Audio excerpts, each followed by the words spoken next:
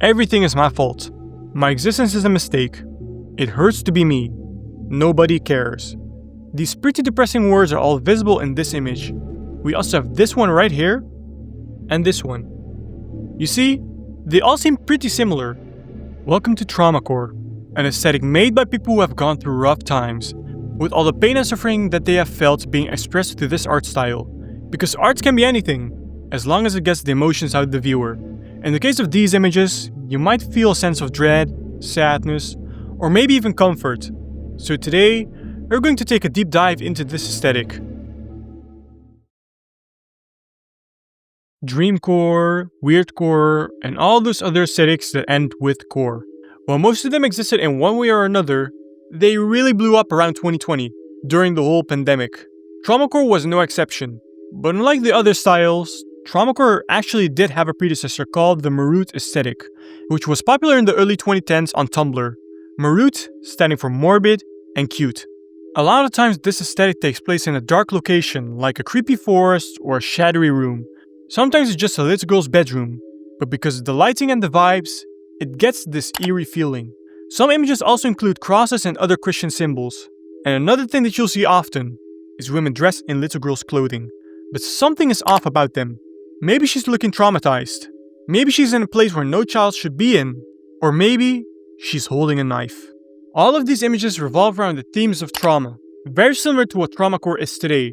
Once the 2020s hit, all of these core aesthetics started rising, with Traumacore overtaking Morute's popularity.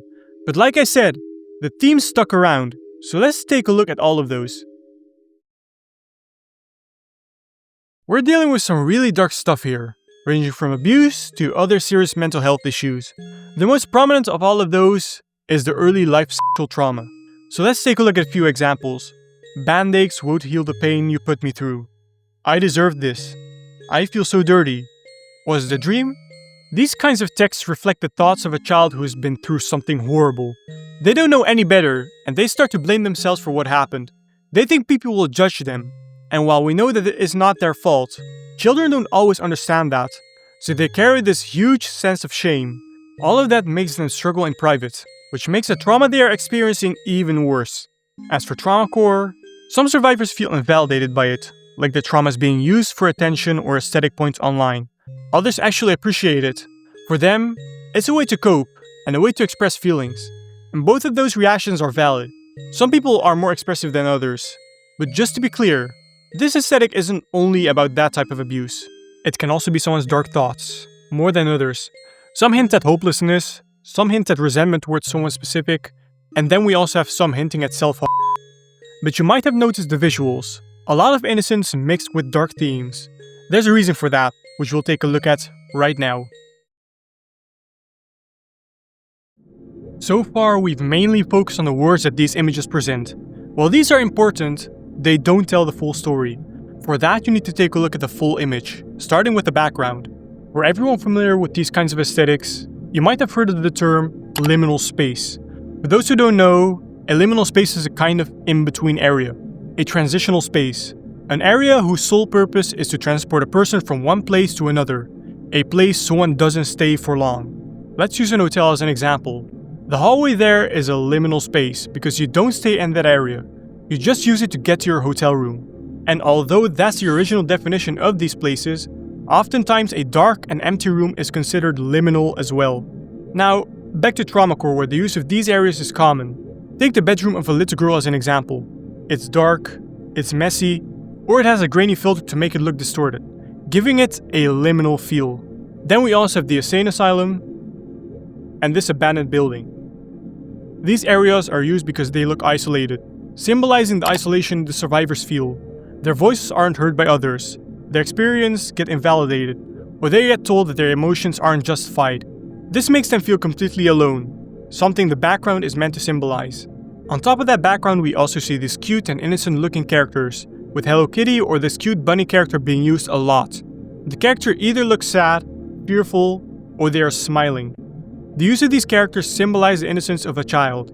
The sadness and anger reflects the negative emotions they associate with their experience, while the smiling might mean that they haven't fully processed what has happened to them, leaving them confused about what to feel. And then of course we have the words. which reflect the thought process of a child who possibly blames themselves for what they have been through. Oftentimes, they shame themselves or even hold some type of love for their perpetrator, because in real life, children are victimized by the people they know.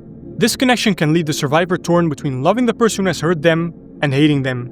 Because of these confusing circumstances, they might feel helpless, alone, or scared. It can all manifest into mental health issues like depression or anxiety, which can lead to thoughts of harm, either towards themselves or towards the person who has put them through it. With everything I've mentioned, you might now understand the thought process behind this aesthetic, but calling it an aesthetic is controversial in itself. Most people don't appreciate it being called that because it can come off as glorifying victimhood. But whatever you want to call it, it's a fact that images like these have been helpful for the artists behind them. They are not heard, they are ignored. But by editing these types of photos, their silence is broken in some way. The thoughts and struggles are now out there on the internet for millions to see. People finally listen. People finally empathize, something they have been lacking for their entire life. As for the viewer who might have gone through the same thing, they might feel comforted knowing they are not alone, knowing that there are millions like them out there with the same struggles, witnessing people who have gone through it, no matter how awful their circumstances were, which can feel empowering. It can make them believe they might be the next one to overcome this major obstacle in life. That is what makes this aesthetic truly special. Of course, you're free to disagree and see it more as a trigger, which is completely valid too. Because, like I said earlier, people cope in their own way. And to the viewer out there who is struggling with any kinds of mental issues, know that you are not alone.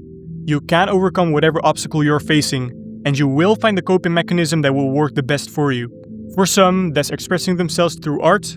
For others, it's channeling their emotions into something positive. Whatever it is, if it helps you get through hard times, it's valid. Thanks so much for watching, and I wish you all the best.